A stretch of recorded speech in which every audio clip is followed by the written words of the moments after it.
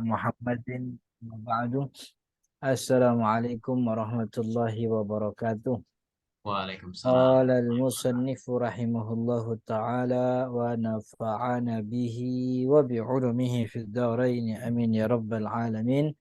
Faslun tabtulu salatu bi arba'a asyrata khaslah. Pasal ini membahas tentang batalnya salat bi arba'a asyrata khoslah, batalnya sholat dengan 14 perkara.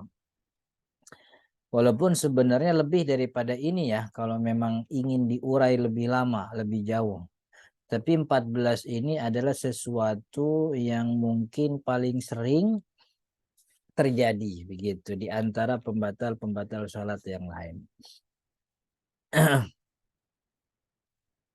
Bahwasanya sholat tidak sah, sholat menjadi batal. Kalau batal itu berarti seperti tidak ada. Kalau tidak ada ya berarti kewajibannya tidak digugurkan, masih ada kewajibannya belum gugur.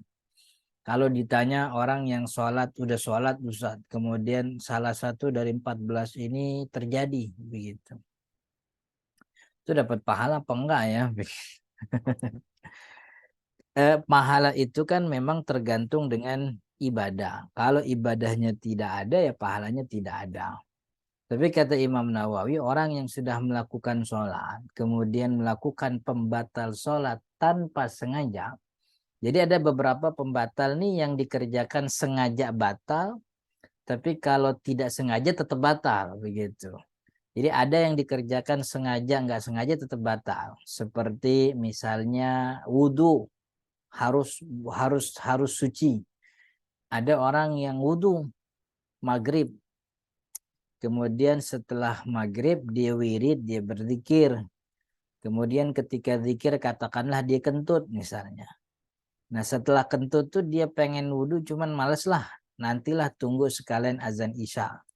Ternyata ketika datang waktu isya dia lupa bahwa tadi dia kentut kan gitu. Akhirnya dia sholat sebagaimana biasa sholat. Berarti kan tidak wudhunya bukan karena sengaja. Tapi tidak wudhu itu pembatal sholat. Maksudnya tidak sah orang sholat tidak wudhu walaupun kagak sengaja. Kan itu syarat. Nah, orang yang seperti ini memang tidak dapat pahala sholat. Artinya pengerjaannya terhadap sholat itu ya jadi tidak bernilai karena dikerjakan tanpa wudhu. Tapi Allah mengganjar niatnya. Jadi pembatal sholat yang dikerjakan sengaja atau tidak sengaja itu membatalkan sholat. Maka ketika terjadi tanpa sengaja, Allah memberikan pahala bagi dia, pahala niatnya. Karena niat bagian daripada ibadah juga. Jadi bukan sholatnya. Karena kalau sholatnya tidak ada. Karena tidak ada berarti tidak ada pahala. Begitu. Ada 14 pembatal sholat. Yang pertama al-awwalu bil hadasi, batalnya sholat karena sebab hadas. Artinya ketika sholat terjadi tuh penyebab hadas. Contohnya apa? Ya keluar sesuatu dari salah satu lubang kemaluan. Entah itu dia kentut yang paling biasa kan begitu. Kalau kencing sih itu namanya apa kecepirit kan ya. Apa namanya kalau buang air besar lagi sholat tuh kecepirit. Tapi yang mungkin biasa terjadi itu kentut. Sholatnya batal begitu. Atau juga hadas yang lain seperti bersentuhan dengan lawan jenis. Sholatnya di pinggir jalan karena jamaahnya membludak banyak begitu. Akhirnya dia kedapatan sholatnya di paling belakang. Masjidnya udah nggak dapet, latar masjid juga dia nggak dapet, akhirnya di jalan. Ketika di jalan kemudian bersentuhan dengan lawan jenis yang bukan mahram, perempuan. Karena biasanya begitu tuh ya. Di masjid nih laki perempuan ada softnya. Pas sudah keluar masjid tuh kan beda-beda tuh. Tergantung datangnya kan ya. Kalau datangnya dari timur, ya orang-orang yang datang dari timur sebegitu semua.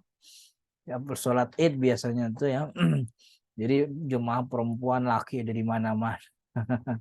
Dia nggak dapat tempat, tiba-tiba ada perempuan ngambil tempat, nyenggol, batal sholatnya karena berhadas. Jadi sholatnya batal dan wudhunya juga batal karena apa namanya dia berhadas gitu.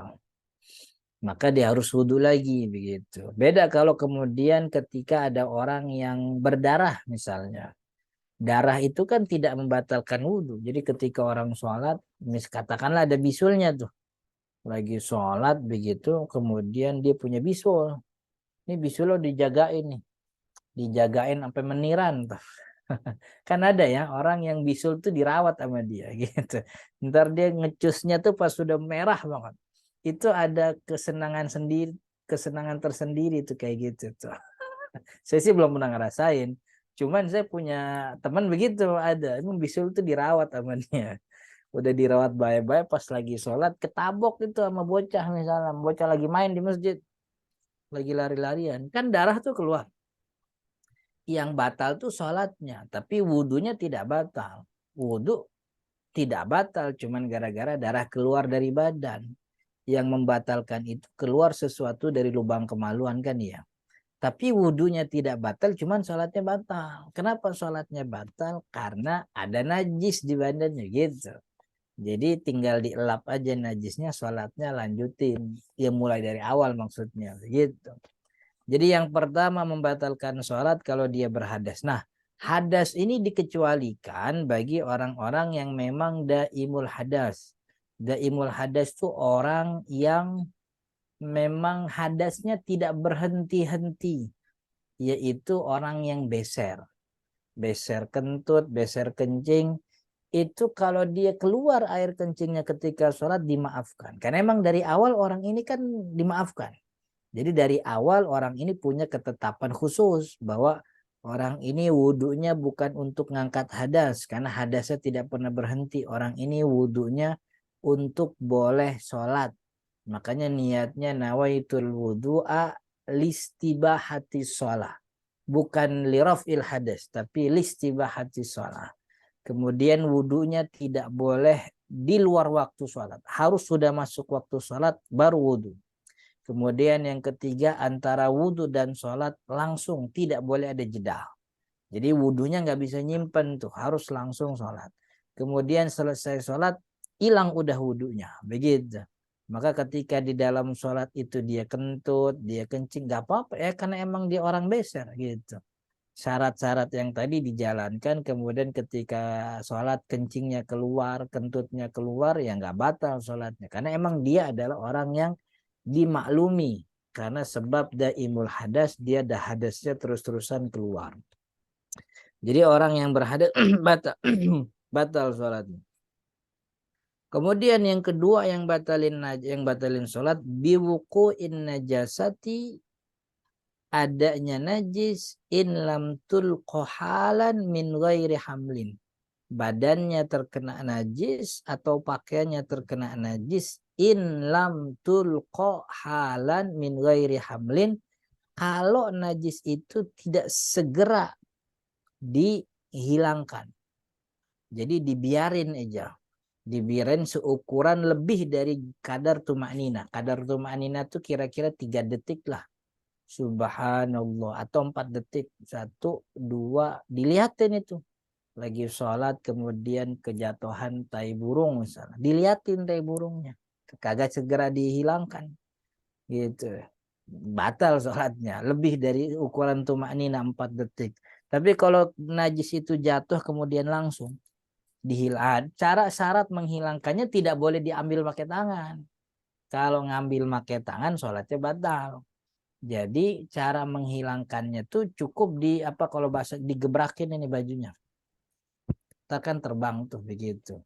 Atau dengan benda apapun yang dia punya. Dekat dia ada kayu, ambil kayu, dibuang najis, kayunya juga sekalian dibuang. Begitu. Jadi ketika ada najis, batal itu sholat kalau didiamkan. Kalau najisnya dihilangkan seketika begitu, tanpa menghilangkannya, tanpa dia megang gitu, itu sholatnya nggak batal gitu. Ini batal kalau ada najis dan najisnya didiamkan begitu.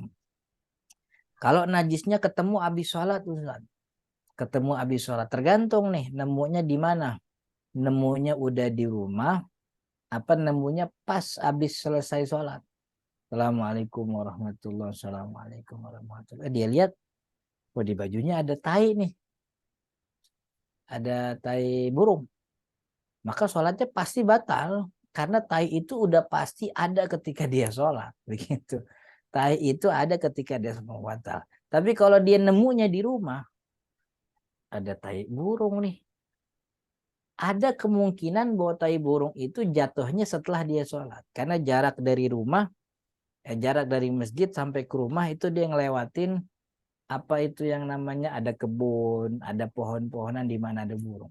Maka sesuatu itu dinisbatkan kepada sebab terdekatnya. Sebab terdekat daripada kejadian saya baru nemu ada kotoran burung di baju saya. Sebab terdekat ada di jalanan. Oh berarti ini baju ini tainya di jalanan nih, bukan lagi sholat. Jadi sholatnya nggak perlu diulang.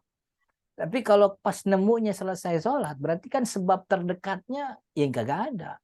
Sebab terdekatnya tuh ada sebelum sholat. Berarti ketika sholat tuh emang udah ada najisnya begitu. Makanya sholatnya batal. Jadi ketika orang baru tahu ada najis selesai sholat, tergantung apakah ada sebab yang terdekat yang membuat dia selamat sholatnya begitu. Ya ada Ustaz. Saya kan tadi sholatnya di masjid. Pulang dari masjid tuh lewatin itu tuh kebun situ tuh atau lewatin rumah Pak Haji Fulan. Pak Haji Fulan tuh rumahnya depannya ada pohon gede. Biasanya tuh kelelawar ada, burung juga ada. Kayaknya berarti kan ada sebabnya. Sebabnya itu terjadi setelah sholat. Berarti sholatnya nggak ada masalah. Gitu. Jadi adanya najis, kalau najisnya langsung dihilangkan, begitu, maka beres, sholatnya nggak batal. Tapi kalau najisnya dibiarkan, begitu, maka sholatnya batal. Atau najisnya ketahuan setelah selesai sholat dan sebabnya tidak ada yang menyelamatkan sholatnya, karena ini najis pasti ada ketika dia sholat, berarti sholatnya batal. Itu yang kedua. Jadi biukuin najas ini kalau ada di badan sama pakaian. Kalau tempat sholat kita gimana Ustaz? Kalau tempat sholat tinggal minggir. Jadi ketika tahu ada najis jatuh, sholat kita nggak batal. Tinggal minggir aja. Kalau bisa minggir, gitu. Kalau bisa, kalau bisa minggir, minggir tuh entah bisa minggir kanan, minggir kiri, maju depan, mundur belakang kan gitu. Itu opsinya banyak tuh kan gitu. Pokoknya untuk menghindari tempat sujud kita daripada najis gitu. Jadi yang disebut di sini nih adanya najis ada itu pada pakaian atau badannya. Jadi kalau pada tempat nggak ada masalah selama kita tidak sujud di atas yang ada najisnya. Jadi tinggal geser aja. Begitu. Yang ketiga pembatal sholat inkisyafil aurati in lam tustar halan. Inkisyaful aurah, terbukanya aurat, in lam tustar halan, kalau tidak segera ditutup. Jadi auratnya terbuka, tapi kalau segera ditutup nggak bantah. Sholat katakanlah di sholat Jumat atau sholat 5 waktu. Memang masjidnya di lantai 2, anginnya kencang, jendelanya terbuka, lagi sholat, kainnya ketiup angin. Buru-buru langsung tahan. Begitu. Langsung tahan. Itu kalau langsung tahan sehingga tertutup auratnya, sholatnya aman. Tapi kalau anginnya berhembus, kainnya terangkat, kemudian merasa nyaman, kan ada hawa adem masuk dari bawah begitu, lama itu kebuka aurat, ya batal sholatnya. Gitu. Sholatnya batal, karena itu namanya menikmati. Gitu. Itu. Tapi ini yang jadi masalah kalau terbukanya oleh angin atau terbukanya tidak ada campur tangan manusia. Kalau dibukanya sama anak, sama orang lewat atau sama kecantol tongkat orang, ya kita lagi sholat biasa, aki-aki bawa tongkat, jalan ke belakang, itu kesenggol itu kain kita, nyangkut sama tongkatnya sampai keangkat kebuka aurat kita, batal sholatnya. Kita nggak sengaja, nggak sengaja, ini urusannya bukan nggak sengaja karena emang ada campur tangan manusia di situ. Lagi sholat di rumah, bocah masuk nih ke dalam kain, selama kainnya kagak dibuka nggak ada masalah begitu. Tapi kalau kainnya dibuka sampai terbuka itu auratnya, sholatnya batal. Gitu. Karena dibuka, saya langsung nutup Ustaz, walaupun langsung nutup, karena dibukanya bukan sama apa artinya, bukan angin, tapi dibukanya karena ulah manusia, begitu. Jadi nomor 3 ini ditambahin nih, inkisyaful aurati, terbukanya aurat bukan karena ulah manusia kalau tidak langsung ditutup, begitu. Jadi terbukanya aurat oleh ulah manusia, bukan ulah manusia ketika ditutup langsung segera, gitu. Terbuka aurat jika tidak ditutup seketika. Ya, terbuka aurat jika tidak ditutup seketika. Nih di tengah-tengahnya nih. Terbuka aurat bukan karena ulah manusia jika tidak ditutup seketika. Jadi kalau ulah manusia ditutup seketika tetap batal sholatnya. Karena syarat apa namanya, syarat sah sholat tuh, auratnya terbuka, seketika terbuka oleh ulah manusia batal sholatnya. Ini kalau angin nih, kalau bukan ulah manusia. Kemudian yang ketiga, an-nutqu biharfaini au harfin mufhimin amdan. Nah ini penting nih, dia ngomong dengan 2 huruf atau 1 huruf yang punya makna bisa dipahami amdan secara sengaja. Berbicara, saya waktu itu ngaji pernah nanya nih sama guru saya, orang Suriah. Itu Ustadz, pembatal sholat itu an-nutqu biharfaini, mengucapkan keluar dari mulutnya ucapan terdiri dari 2 huruf, minimal terdiri dari 2 huruf, itu dipahami atau tidak dipahami, itu sholatnya batal kalau dia ucapkan secara sengaja, kan gitu. An-nutqu mengucapkan, mengeluarkan huruf dari mulutnya, biharfaini dengan 2 huruf, artinya ucapannya itu terdiri dari 2 huruf atau 1 huruf yang bisa dipahami amdan secara sengaja. 2 huruf ini 2 huruf bahasa Arab Ustadz, saya nanya gitu. Karena 1 huruf mufhim, 1 huruf yang bisa dipahami itu bahasa Arab doang. Jadi ada bahasa Arab yang cuma terdiri dari 1 huruf. Qi itu punya makna, artinya jagalah. Ada 1 huruf ain, bawahnya ada kasroh. Ai itu juga punya makna, bisa dipahami. Ada tuh, kalau Indonesia nggak ada gitu.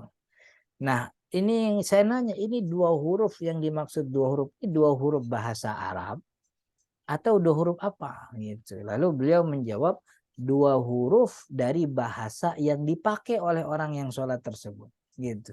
Kalau orang yang sholat tersebut adalah orang Indonesia, berarti pakai bahasanya hurufnya huruf Latin tuh A, B, C, D. Berarti 2 huruf dari abjad itu keluar dari mulutnya 2 huruf aja. Ah, 2 huruf itu. Hi, ih gitu. Ha gitu. Ha itu tuh 2 huruf. Batal sholatnya. Begitu. 2 huruf Indonesia. Tapi kalau sengaja begitu. Makanya dijelaskan nih di dalam sini. Ini juga berlaku hukumnya bagi orang yang apa namanya berdehem. Begitu. Berdehemnya sengaja, bukan untuk menghilangkan dahak agar bisa membaca bacaan wajib. Ada bacaan wajib surat Al-Fatihah. Ini nih nyangkut nih, ada dahak. Nah, kalau memang harus seperti itu agar bisa baca bacaan wajib, harus begitu nggak apa-apa. Tapi kalau bukan bacaan wajib, surat setelah Al-Fatihah bukan bacaan wajib, itu ada dahak nyangkut. Nggak usah didehemin, biarin. Gitu.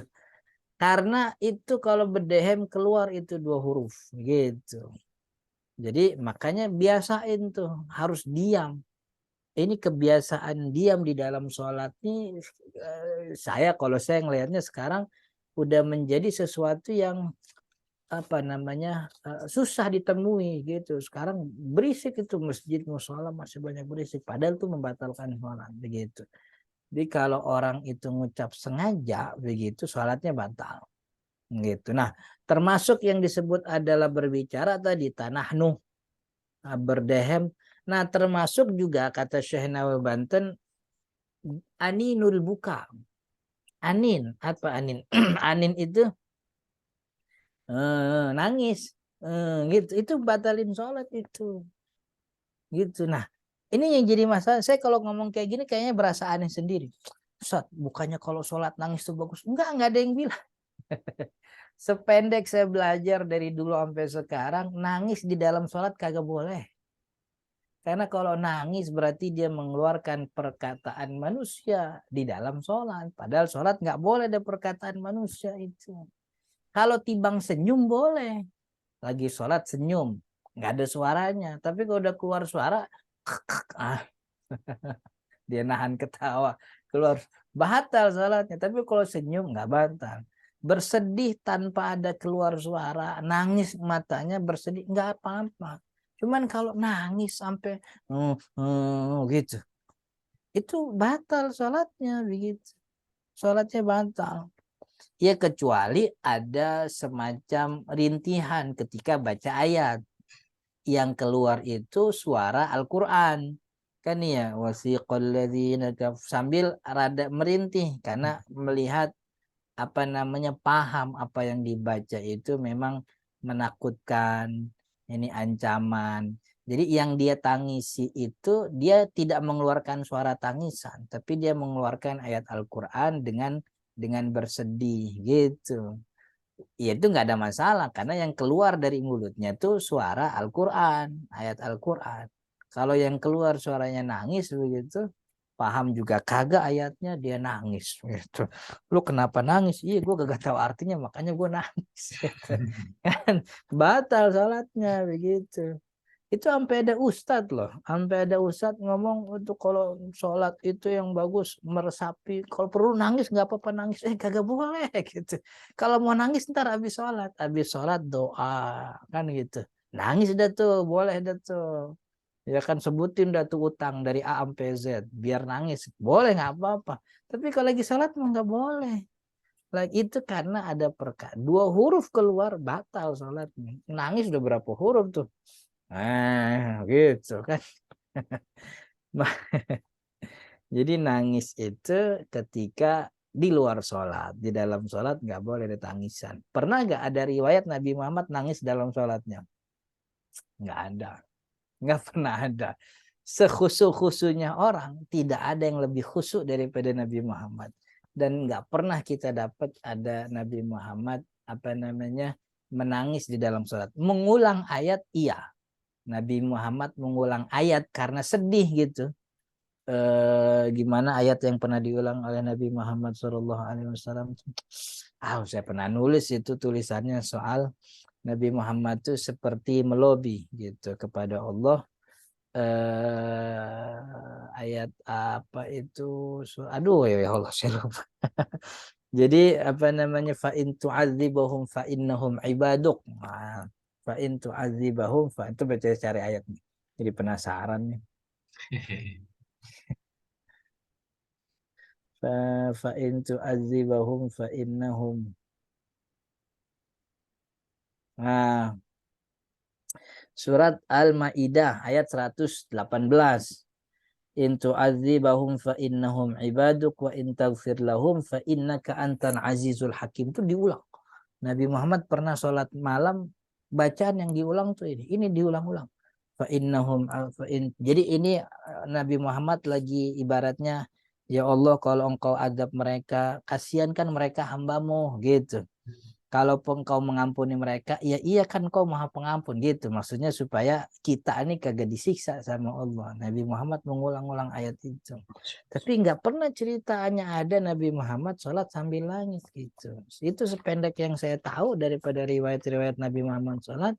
Nabi Muhammad sholat nggak pernah nangis gitu. Kemudian kalau keluar air mata, iya begitu. Tapi nggak ada suara nangisnya. Wabil muftiri amdan yang kelima ya. Yang kelima batalin sholat adalah dengan pembatal puasa. Yang batalin puasa itu kan masuknya sesuatu ke dalam rongga. Rongga tubuh kita, rongga di tubuh kita tuh ada 7. Mulut nih 1, 2, 3, 4, 5, kemaluan depan, kemaluan belakang 7. Ini rongga tubuh yang kalau sesuatu masuk ke dalam rongga tersebut ketika puasa, puasa kita batal. Nah, pembatal puasa kalau terjadi di dalam sholat, batal sholatnya. Gitu. Jadi yang kelima itu sholat menjadi batal dengan pembatal puasa. Ya, mana nih nomor 5 nih? Harusnya bil mufattiri amdan, nomor 5 harusnya. Itu. Coba nomor 5 bahasa Arabnya. Nah, bil mufattiri amdan. Dengan pembatal puasa secara sengaja. Jadi pembatal puasa itu kan memasukkan sesuatu ke dalam rongga. Rongga kita nih kuping, hidung. Ini kuping, hidung nih batasannya adalah jari terkecil. Jari terkecil kita masuk sampai situ, situ batasan toleransi. Sesuatu masuk lebih dari jari terkecil kita, sholatnya puasanya batal. Kalau hidung sama kuping nih, 4 lubang, hidung kanan kiri, lubang kuping kanan kiri.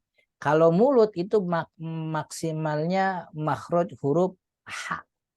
Jadi lewat daripada makhraj huruf H kecil, itu sholat puasanya batal. Gitu. Kalau lubang kemaluan belakang, ini batasannya adalah 1 jari buku. Ini jari kita kan ada bukunya nih. Kalau masuk ke lubang kemaluan kita yang belakang, karena ke lubang kemaluan depan kan nggak mungkin, susah. Lubang kemaluan belakang nih, kalau yang masuk setengah buku jari, belum batal. Tapi kalau 1 buku masuk nih, 1 buku jari, batal puasanya. Nah, hal-hal itu kalau terjadi ketika lagi sholat, sholat kita batal. Lagi sholat nih, anak iseng masukin cotton bud ke kuping, sholat batal lu sholat. Cotton bud kan masuknya jauh. Gitu. Atau masukinnya ke hidung misalnya, batal sholatnya. Kayak antigen lagi puasa batal, karena ini rongga ini. Antigen masuknya kan dalam banget. Kecuali kalau antigen yang sekarang nih, yang sekarang kan udah pada males nih orangnya nih, cuman sampai sini doang. Enggak, saya kemarin begitu. Cuman sampai sini doang. Ini yang kan antigen udah murah sekarang. Antigen yang 25.000 udah nih. Jadi kemarin ada undangan kemana gitu di gedung, di gedungnya minta antigen. Saya antigen ke sini. Kayaknya petugasnya udah malas itu. Udah sekian, udah 3 tahun kan ya. Dia asal nyolek doang begitu. Nyolek doang gitu. Saya juga gak berasa itu gitu. Menyolek doang habis itu negatif. Ya iya kan emang. Cuma nyolek doang. Itu. Wabil mufattiri amdan yang ke-7. Yang ke-6 adalah bil aklil kasir, nasian makan banyak, nasian dalam keadaan lupa, walaupun lupa maksudnya. Jadi makannya banyak. Emang orang lagi sholat bisa makan banyak? Bisa. Makan sisa-sisaan yang ada di mulut tuh, di gigi tuh. Kan ada yang nyisa tuh 1 biji, 2 biji. Yang nyisa 40 biji. Kan banyak tuh jadinya tuh. Itu diemutin satu-satu 40 banyak jadinya. Tapi kalau cuma sebiji gitu dikit, dan itu sesuatu yang mungkin tidak mungkin bisa dihindari, nggak ada masalah. Apalagi udah bercampur sama ludah, kan nggak mungkin. Puasa juga sama, bercampur sama ludah itu sulit dipisahkan, nggak apa-apa ditelan gitu. Tapi kalau bisa dipisahkan, wajib dikeluarin gitu. Oke. Ini yang ke-7, yang 7 sampai 14 insya Allah nanti minggu depan, karena udah jam 9 lewat nih ya. Jadi kita perlu waktu untuk tanya jawab juga. Jadi pembatal sholat nomor 7 sampai 14 insya Allah di pertemuan yang akan datang. Wallahu ta'ala alam. Saya kembalikan ke Mas Ari untuk kita buka tanya jawab dan diskusi. Assalamualaikum warahmatullahi wabarakatuh. Waalaikumsalam warahmatullahi wabarakatuh. Ya, jadi sampai poin ke-6 ya Ustaz ya. Karena saya yakin nih banyak nih pertanyaan yang muncul nih Ustaz nih. Saya ada beberapa, cuma saya lempar ke jamaah dulu nih. Silakan kalau ada yang mau ditanyakan. Silakan. Nah, ini langsung ada nih. Ini mau ngomong sendiri apa dibacain nih? Ini Ustaz, cara mengeluarkan sisa makanan di mulut diludahin atau gimana Ustaz? Yang tadi yang Eh, ketentuannya memang diludahin, dikeluarin. Gimana Ustaz? Ngeludah lagi apa namanya? Lagi sholat. Iya sholat. ngeludah lagi sholat ya lagi ngeludah aja begitu. Iya kemana? Ngeludahnya tuh makanya biasa kalau memang sholat tuh boleh di kantong. Nih di kantong. Ini adanya kantong dada di kiri emang fungsinya buat itu salah satunya tuh. Buat nadangin bekas makanan yang belum beres. Tuh gitu. Boleh, boleh ngeludah. Tapi ngeludah yang diajarkan oleh Nabi kan ke sebelah kiri gitu. Nah, untung nih dada kita nih baju dada kita kebanyakan emang di kiri kan gitu kantong. Kalau kanan itu nggak ada ya. Kanan tuh biasanya logo aparel tuh kalau di klub bola. Biasa di kiri semua ini.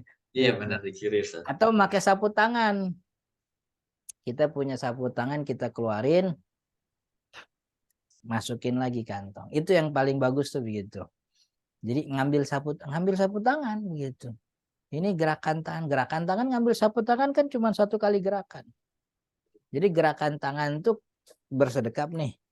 Begini, ini dikatakan tangan tuh satu kali tuh dari keluar sampai balik tuh satu kali gitu. Nah, baru udah gitu satu kali itu gerakan. Itu yang paling mudahnya, yang paling baiknya pakai sapu tangan. Saya biasa pakai sorban. Kalau beberapa kali yang paling sering tuh subuh. Kalau lagi Ramadan tuh. Iya, soalnya nyisa lumayan banyak kan habis sahur. Saya termasuk yang sahurnya tuh mepet banget. Jadi emang udah dari dulu kebiasaan. Jadi sahur tuh biasanya 15 menit sebelum azan saya. Emang sengaja udah mesen sama istri apa namanya entar-entarin. Soalnya habis subuh kita gantian jagain bocah tuh gitu. Istri kan bangun dari jam sekian masak, habis subuh dia tidur. Habis subuh gantian kita yang jagain. Jadi kita bangunnya telat-telat gitu. Jadi jarak makan sama sholat subuh tuh dekat. Jadi pas habis makan langsung sholat subuh tuh masih ada tuh. Kita pakai sorban. Jadi sorbannya kan begitu. Ya tinggal diinin aja. Udah beres gitu.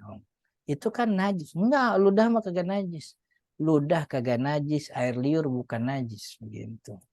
Yang najis itu muntah kalau dari mulut itu. Nah, ludah bukan najis gitu. Oke, jadi yang paling bagus emang pakai sapu tangan atau pakai sorban gitu. Atau pakai baju kita sendiri. Itu juga bisa tuh begitu. Oke?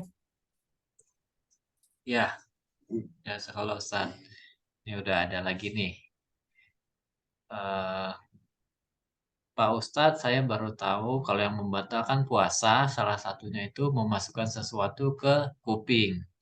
Kalau semisalnya pakai cotton bud, nggak begitu dalam, apakah nggak apa-apa? Saya baca satu lagi dulu Ustadz ya, Nah, dari orang yang sama. Yang kedua, kadang dalam sholat, kalau lagi keadaan sedih, suka nggak begitu khusyuk. Kalau tiba-tiba keluar air mata tanpa mengeluarkan suara, batal juga nggak Pak Ustadz? Terima kasih. pertama soal memasukkan sesuatu ke dalam kuping. Kuping itu kan rongga. Batasan minimal, batasan maksimal di mana puasanya tidak batal adalah jarak jari terkecil kita masuk. Jarak jari terkecil kita nih, ya bisa aja kan orang jari paling kecilnya jadi manis misalnya. Karena kelingkingnya gede misalnya. Kan tergantung kan beda-beda orang. Jadi jarak jari terkecil kita masuk sampai mana? Sampai sini. Oh berarti nggak boleh ada sesuatu yang lebih masuk dari jarak jari terkecil kita. Begitu. Maka kalau lagi korek kuping, ya seukuran tangan kecil kita, seukuran jari kecil kita aja masuk di sini atau di bagian sini. Jadi kalau sampai dalam begitu, ya puasanya batal. Nggak sampai masuk Ustaz, ntar kan keluar lagi. Emang juga keluar lagi begitu. Kalau dimasukin terus jadi kayak ini dia. Siapa tuh? kemarin tuh ya film baru tuh kayak Namor lah. Ada kupingnya nih. Wah, udah update juga Ustadz nih. Iya kan saya menontonnya di ini apa namanya di Disney kan. Ada kan nih ya. Jadi itu seukuran jari terkecil. Jadi kuping sama hidung batasan toleransi jari terkecil. Kalau mulut itu batasannya makhraj huruf h kecil h. Jadi kalau masih di sini lidah masih bisa nih. Sampai gigi geraham pun masih boleh nggak batal karena h itu kan ada di pangkal sini gitu. Pangkal tenggorokan ya Ustadz ya. Iya. Itu kalau mulut.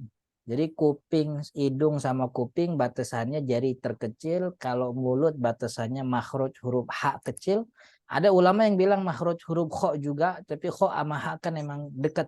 Tempatnya rada dekat.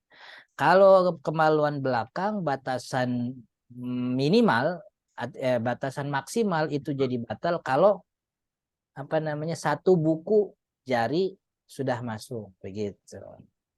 Itu yang soal rongga bulan puasa. Nah, kalau kemudian lagi sholat dia bersedih kemudian menangis, kalau menangisnya tanpa keluar suara, hanya air mata, nggak batal sholatnya. Karena yang jadi urusan itu perkataan manusia. Jadi bukan air mata yang jadi masalah itu perkataan manusia. Kalau ada perkataan manusia di dalam sholat, sholatnya batal. Anin, rintihan, apa namanya, rengekan orang menangis itu perkataan manusia, itu batalkan sholat. Jadi kalau orang sedih, tibang keluar air mata aja, sholatnya tidak batal begitu. Dan tadi di pertanyaannya tentang khusyuk. Khusyuk itu bukan rukun sholat. Jadi orang kagak khusyuk sholatnya sah. Cuman ya sholatnya segitu aja kalau nggak khusyuk. Maksudnya ya dapatnya segitu pahala. Kan gitu. Tapi yang lebih baik kan kalau sepanjang sholat khusyuk. Dari mulai takbir sampai salam. Walaupun sulit. Maka karena ini sulit minimal satu bagian sholat tuh kita khusyuk. Apa yang perlu dikejar satu bagian sholat itu takbiratul ihram. Jadi sepanjang sholat sulit khusyuk maka minimal satu aja khusyuk yaitu ketika takbiratul ihram. Ketika takbir tuh di otak dan hati kita tidak ada lain kecuali Allah aja. Allah. Otak kita mikirnya Allah, hati kita juga mikirnya Allah. Gitu. Itu minimal ketika takbiratul ihram. Oke. Berarti tidak rukun ya khusyuk itu kalau rukun dan sepanjang sholat susah banget tuh kan Ustadz ya. Ya sholat kita batal semua. Gak ada. Ya, makasih Ustadz. Tadi dari Mbak Baby. Ini lanjut ada lagi dari Mbak Citra. Assalamualaikum Ustadz. Poin nomor 3 yang tentang terbuka aurat karena ulah manusia. Kalau yang membukanya bukan yang lagi sholat, misalnya anak. Oh, ini tadi udah disinggung sih, cuma nggak apa-apa Ustadz. Ini anak. Mungkin saya tambahin sedikit Ustadz. Tadi dibilang ulah manusia. Nih kalau hewan Ustadz, misalnya apa Ya, kucing iya. gitu. Iya Mungkin itu betul Ustadz betul. namanya. Eh, jadi terbukanya aurat oleh ulah makhluk hidup. Nah, Oh, gitu. makhluk hidup. Jadi termasuk hewan. Jadi ada ayam atau bebek begitu. Di apa namanya? Nyenggol kemudian kena sayapnya terbuka aurat maka sholatnya batal. Jadi yang tidak batal itu bukan karena ulah makhluk hidup.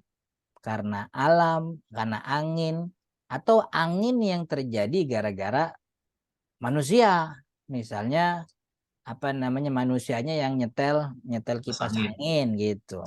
Itu bisa itu artinya langsung ditutup nggak batal sholatnya. Ini yang terkena langsung oleh ulah makhluk hidup begitu. Sama kalau lagi burung lagi ngepakin sayap anginnya kena begitu kebuka itu juga nggak batal. Jadi karena terbukanya bukan karena ulah makhluk hidup, tapi karena angin begitu. Jadi kalau terbukanya karena anak, ya batal sholatnya begitu. Lagi Meskipun sholat apa ininya dicambak rambutnya keluar, ya batal sholatnya begitu. Ya, meskipun ini pertanyaannya kan yang membuka bukannya lagi sholat, Ya, teman. jadi tidak ada syarat yang membukanya yang harus lagi sholat. Yang penting dia makhluk hidup, binatang atau manusia, di sedang atau tidak sedang sholat, itu membuka aurat kita, maka sholat kita batal gitu. Oke? Ya, terima kasih Ustaz. Silakan, belum ada lagi nih. Kalau belum ada, saya mau ini ikut nanya nih Ustaz nih. Ya, Jadi ini Ustaz yang di awal pembahasan mungkin tadi belum semuanya juga gabung. Yang terkait hadas tadi Ustaz, tadi ya. disebutkan sentuhan laki-laki dan perempuan. Ini Hmm, saya sempat ya baca-baca atau diskusi gitu ya.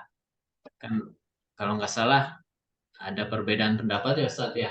ya, Laki dan perempuan bersentuhan itu batal wudhu atau enggak. Kalau yang saya tahu sih, saya ingat yang saya ini ya, biasanya case-case kalau waktu lagi haji atau lagi umroh ramai itu kan sering itu nggak sengaja senggolan. ya. Nah itu apakah juga tadi disebutkan membatalkan sholat gitu ya? Itu dulu Ustaz. Wudhu, batalin wudhu ya. Bersentuhan, ya, bersentuhan dengan lawan jenis itu membatalkan wudhu secara mutlak dalam pandangan mazhab Imam Syafi'i. Karena ayat yang disebutkan oleh Allah dengan kalimat aulamastum, lamas iulamis itu artinya bersentuhan mutlak begitu. Maka karena ayatnya bentuknya begini, maka kita maknai secara apa yang disebutkan dalam ayat bersentuhan. Maka bersentuhan itu membatalkan wudhu secara mutlak. Asal yang bersentuhan itu memang lawan jenis, tanpa penghalang, orangnya dewasa, bukan mahram, dan pada bagian kulit. Jadi memang betul laki perempuan, artinya laki dan perempuan memang bersentuhan. Kalau tidak bisa dipastikan nggak batal. Harus pasti bahwa itu bersentuhan perempuan dan laki. Kemudian pada bagian yang ada dagingnya, kulitnya, gigi, rambut, kuku nggak batal. Kemudian yang ketiga tanpa penghalang. Artinya kalau bersentuhannya dengan bajunya, artinya ada baju yang menghalangi, ada kain walaupun tipis, tisu bahkan gitu, itu tidak batal. Kemudian yang keempat, yang bersentuhan sudah dewasa, sudah balik. Kalau bersentuhannya sama anak kecil nggak batal. Yang kelima bukan mahram. Artinya kalau yang menyenggol-nyenggol kita tuh mahram kita, ibu, adik, kakak, ponakan, bibi gitu, nenek, cucu nggak batal gitu. Istri batal karena istri bukan mahram. Ini pandangan Syafi'i. Nah, pandangan yang lain bahwa dikatakan bersentuhan dengan lawan jenis itu membatalkan wudhu kalau bersentuhannya dengan syahwat.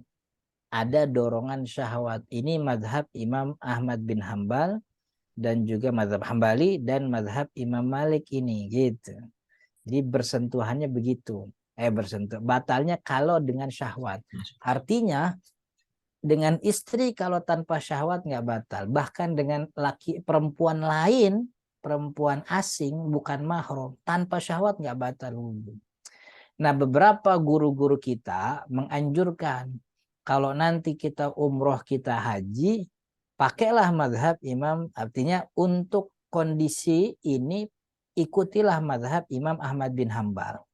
Tapi ngikutin pandangan mazhab Imam Ahmad bin Hambal yang bersentuhan itu tidak batal, juga mewajibkan kita wudhunya versi Imam Ahmad bin Hambal, gitu. Guru-guru kita gitu. Berarti wudhunya tuh harus kumur-kumur, karena kumur-kumur wajib Hambali. Kalau Syafi'i kan nggak wajib, harus kumur-kumur ke hidung, kemudian apa namanya, palanya harus semua. Kan kalau Syafi'i kan pala cuman segini aja udah sah. Tapi Hambali kan semuanya gitu. Jadi dalam kondisi kita tawaf itu di Makkah, pakai Hambali. Karena kalau Syafi'i jadi nggak tawaf-tawaf kita gitu. Cuman wudhunya wudhu Hambali ya begitu.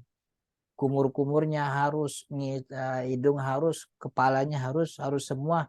Kemudian kuping gitu, kuping nyambung sama palu itu kan Hambali begitu. Kemudian, nah ini batalnya batal versi Hambali begitu. Oke? Iya, iya, jelas Ustaz. Syukron. Nih ya, udah ada lagi nih dari Cak Ayu. Oh, ini terkait Isra Mi'raj Ustaz. Hikmah Ya, apa dari Isra Mi'raj biar tidak hanya jadi perayaan tahunan? Kayaknya panjang ini jelasnya Ustaz. panjang ini hikmahnya. Tapi satu ya yang kita mesti yang kita mungkin bisa sebutkan bahwa eh, dalam ayat Isra itu subhanalladzi asra bi 'abdihi. Asra bi 'abdihi. Uniknya Allah tidak menyebut nama Nabi Muhammad. Allah juga tidak nyebut Rasul. Allah tidak nyebut Nabi. Maha suci Allah yang mengisrakan nabinya. Enggak begitu. Maha suci Allah yang mengisrakan Rasulnya. Enggak begitu. Maha suci Allah yang mengisrakan hambanya. Begitu. Yang mengisrakan abdun hambanya. Allah nyebut abdun hamba. Bukan nyebut Nabi, bahkan bukan nyebut Muhammad. Salah satu hikmahnya itu adalah bahwa di makhluk yang ada di muka bumi ini seluruhnya Nabi Muhammad sajalah yang diakui kehambaannya oleh Allah. Maka kita sebagai hamba agar kehambaan ini diakui oleh Allah, maka ikutilah Nabi Muhammad gitu. Jadi kita kan ngakunya hamba gitu. Kan ya? Coba nih, kalau mau sholat, mau kenanya milih-milih apa sekedapatnya mau kena begitu. Kan sedapatnya mau kena yang ada di situ. Tapi kalau kondangan bajunya milih-milih apa sedapatnya tuh baju yang dipakai. Pilihnya berapa hari sebelumnya Ustaz? Ah itu kayak gitu tuh hambanya siapa tuh jadinya tuh kan begitu. Kita nih baru ngaku doang jadi hamba, belum diakui. Nah, Allah mau bilang tuh Muhammad tuh, itu makhluk yang kehambaannya sudah aku akui. Maka biar kamu nih mau diakui, ikutin tuh Muhammad begitu. Jadi akhlaknya Nabi. Jadi yang kita ikutin dari Nabi kan dua, akhlak kepada Allah, akhlak kepada makhluk. Ya kita ikutin satu-satu dah. Akhlak sama Allah dulu kan gitu. Dari mulai ibadah sholatnya, puasanya. Bagaimana caranya biar bisa ngikutin? Ya belajar kan gitu. Belajar bagaimana Nabi Muhammad sholat. Belajar bagaimana Nabi Muhammad puasa. Nanti sampai pada akhlak kepada manusia gitu. Nabi Muhammad berbuat baik dan seterusnya. Jadi sebenarnya itu salah satu hikmah yang apa namanya paling agung selain hikmah adanya perintah sholat begitu. Oke. Ya, Masya Allah ya. Kayaknya jarang di ini ya Ustaz ya. Atau saya aja baru dengar. Ya, syukur Ustaz. Ini masih ada lagi, masih bisa Ustaz ya. Boleh. Oh, ini yang masih nyambung yang tadi Ustaz, yang sentuhan Nah, dengan lawan jenis. Nah, ini di contohnya di mall ini Ustaz. Kesentuh anak kecil tapi bingung anak sekarang badannya gede-gede. Nah, artinya nggak bisa dipastikan lah. Udah balik atau belum gitu. Kalau tadi kan nggak bisa dipastikan laki-laki perempuan Ustaz ya. ya. Ini udah balik atau belum pasti gimana. Baiknya Ustaz. Balik itu pakai umur aja. Balik itu adalah orang umur 15 tahun. Itu balik. Sebelum 15 tahun itu baliknya tuh masih belum dipastikan. Udah haid apa belum ya? Udah keluar air mani apa belum ya? Tapi kalau udah 15 tahun udah pasti balik begitu. Kira-kira ini perawakan kayak gini nih umur berapa nih begitu. Gitu. Jadi ya tinggal dikira-kira sajalah begitu. Maka itu untuk menghilangkan keraguan-raguan, pastikan badan kita ini tertutup rapat supaya persentuhan yang terjadi pun persentuhannya tidak langsung kulit ketemu kulit, tapi ada baju yang menghalangi kita. Begitu. Oke?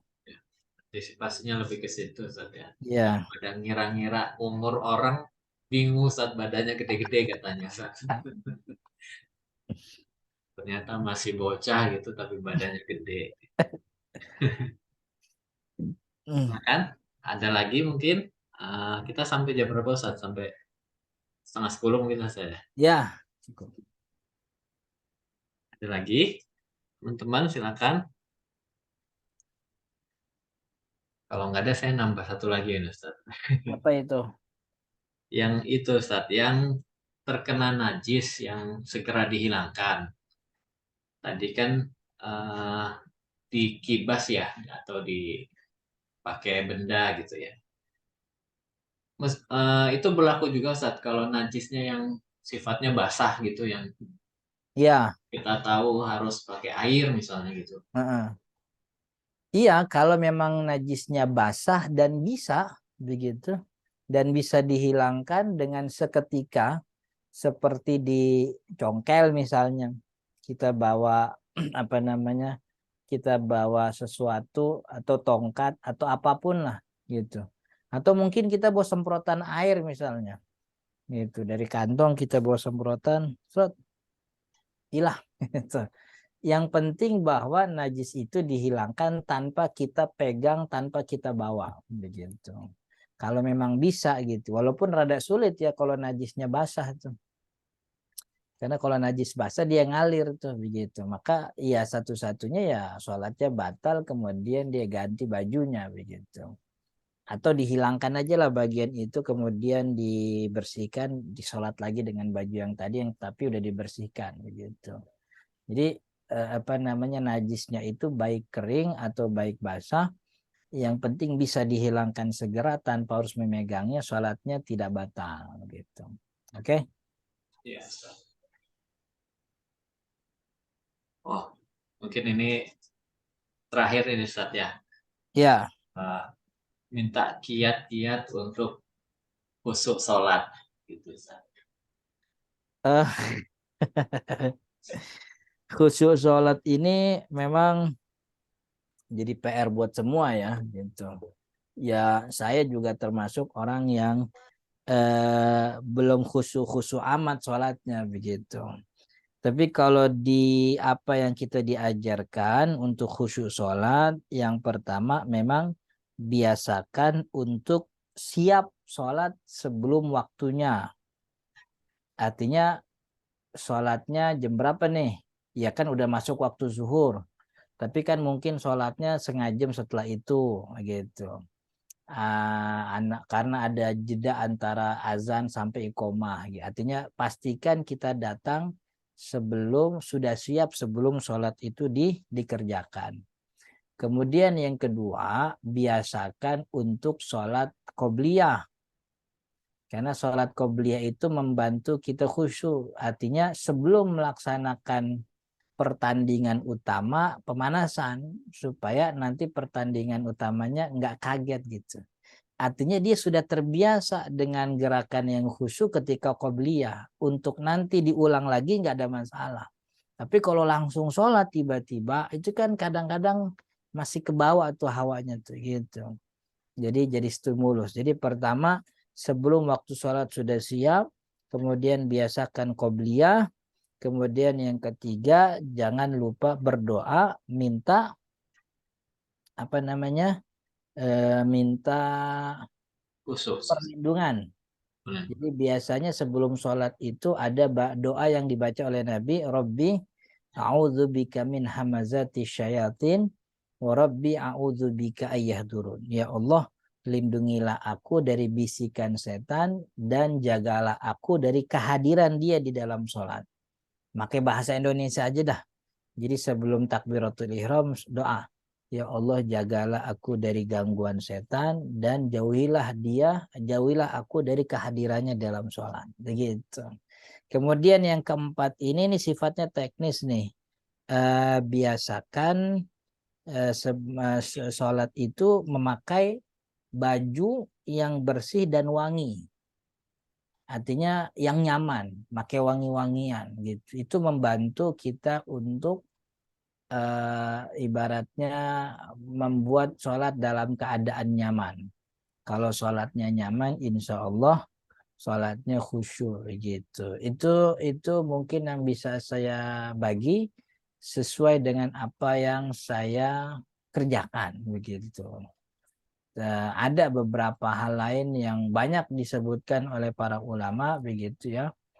Ya ikutin itu, cuman yang tadi itu yang biasa gitu yang saya kerjakan. Jadi qobliyah, kemudian doa, kemudian pakai wangi-wangian gitu. Jadi itu penting itu ya, wangi-wangian. Jadi stok itu di rumah harus punya parfum.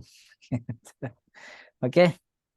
Ya, Masya Allah, ini pertanyaan terakhir Pamungkas ya, jawabannya jadi PR ya buat kita semua ya, karena khusyuk itu ya yang paling ini kayaknya Ustadz ya, paling berat ya. Ya, Hmm. ya kupas-kupas buah manggis Ustadz, puas nggak Apa tuh? puas waktunya habis. Jadi jazakallah pada Ustadz, tapi Ya. seperti biasa sebelum kita akhiri, mohon bisa ditutup dengan doa Ustadz. Silakan. Ya, kita baca surat Al-Fatihah, mudah-mudahan ilmu kita yang kita pelajari bermanfaat dan juga Amin. jadi amal ibadah kita di akhirat. Kita doakan keluarga kita, kerabat kita, mudah-mudahan Allah sembuhkan yang sakit, Allah cukupkan Amin. yang kurang, Allah keluarkan dari kesusahan bagi yang sedang mengalaminya. Al-Fatihah. A'udzubillahi minasyaitonirrajim. Bismillahirrahmanirrahim. Alhamdulillahirabbil alamin. الرحمن الرحيم مالك يوم الدين إياك نعبد وإياك نستعين اهدنا الصراط المستقيم صراط الذين أنعمت عليهم غير المغضوب عليهم ولا الضالين اللهم صل على سيدنا محمد وعلى آل سيدنا محمد اللهم اغفر لنا ذنوبنا ولوالدينا وارحمهم كما ربونا صغارا اللهم انفعنا بما علمتنا وعلمنا ما ينفعنا وارزقنا علما نافعا وارزقنا فهما صحيحا في الدين يا رب العالمين اللهم اجعل جمعنا هذا جمعا مرحوما واجعل تفرقنا من بعد هذا تفرقا معصوما وصلى Amin. الله على سيدنا محمد وعلى آله وصحبه وسلم الحمد لله رب العالمين السلام Amin. عليكم ورحمة الله وبركاته. Waalaikumsalam Saya mohon warahmatullahi pamit Mas Ari. wabarakatuh. Ya, jazakallah Ustaz. Insya Allah Ya, sampai ketemu pekan depan Insya Allah. insya Allah. Ya, Alhamdulillah teman-teman sudah berakhir ya. Bagi yang teman-teman mungkin kelewat nggak dari awal atau yang mau ngulang-ngulang lagi, silakan bisa dilihat di YouTube kita. Insya Allah episode malam ini akan segera di-upload di YouTube Vidya Hamasa. Atau kalau mau lihat YouTube Ustadz juga ada juga topik-topik lain terkait fikih tentunya di YouTube Ustadz Ahmad Zarkasi. Demikian agenda kita malam ini. Terima kasih perhatiannya. Kita tutup dengan kafaratul majelis. Subhanakallahumma wa bihamdik. Asyhadu an la ilaha illa anta astaghfiruka wa atubu ilaik. Wassalamualaikum warahmatullahi wabarakatuh. Waalaikumsalam warahmatullahi wabarakatuh.